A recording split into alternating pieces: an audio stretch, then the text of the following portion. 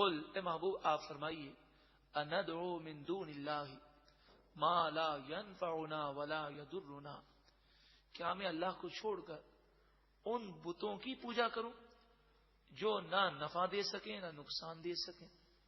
کہ حقیقی طور پر نفع و نقصان دینے کی طاقت تو اللہ کے پاس ہے، اور جس میں نفع کی طاقت ہے یا نقصان کی طاقت ہے تو وہ بھی باذن اللہ ہے. لیکن یہ بت تو ظاہری طور پر بھی کوئی نفع نہیں دے سکتے، نقصان نہیں دے سکتے. یہ تو پتھر کے بے جان بت ہیں جو اپنے ہاتھوں سے بنائے گئے. وَنُرَدُّ عَلَىٰ أَعْقَابِنَا، اور اے لوگوں بتاؤ کیا ہم اپنی ایڑیوں کے بل دین سے دور ہو جائیں؟ بعد اذ ہدان اللہ، بعد اس کے کہ الحمدللہ اللہ نے ہمیں ہدایت عطا فرمائی، تو ہدایت کے بعد کیا ہم گمراہی کی طرف آئیں؟ یہ ان مشرکوں کو جواب ہے جو کہتے تھے ایک دفعہ آپ ہمارے بت کے سامنے سجدہ کر لیں تو ہم ایمان لے آئیں گے. حضور نے فرمایا ایک دفعہ بھی نہیں ہو سکتا.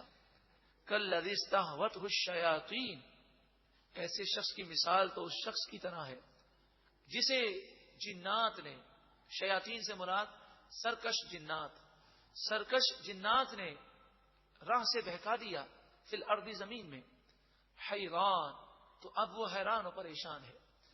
اس زمانے میں ایسا ہوتا کہ گھنے جنگل میں لوگ جاتے تو ایسا ہوتا کہ کبھی کوئی اپنے قافلے سے بچھڑ جاتا کہ وہ کسی کام کے لیے نکلا اور قافلہ روانہ ہو گیا، تو اب جنگل میں اسے قافلہ نظر نہ آتا، ریگستان میں اسے قافلہ نظر نہ آتا، تو شیطان یعنی سرکش جنات وہ یہ کرتے کہ قافلے والوں میں سے جو سردار ہوتا اس کی آواز کی کاپی کرتے اور دور سے اس کو بلاتے اس طرف آ جاؤ.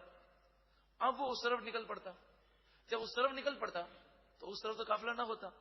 پھر شیطان اسی قافلے والے سردار کی آواز نکال کر یہ جنات دوسری طرف بلاتے تو وہ اس طرف جاتا. یہ جنات کی ایک قسم ہے جو ریگستانوں میں اور جنگلوں میں لوگوں کو بھٹکا کر خوشی محسوس کرتے ہیں. اب کیا ہوتا وہ بھٹکتا رہتا اور وہاں پانی کا کوئی ذریعہ نہ ہوتا تو بھٹک بھٹک کر مر جاتا.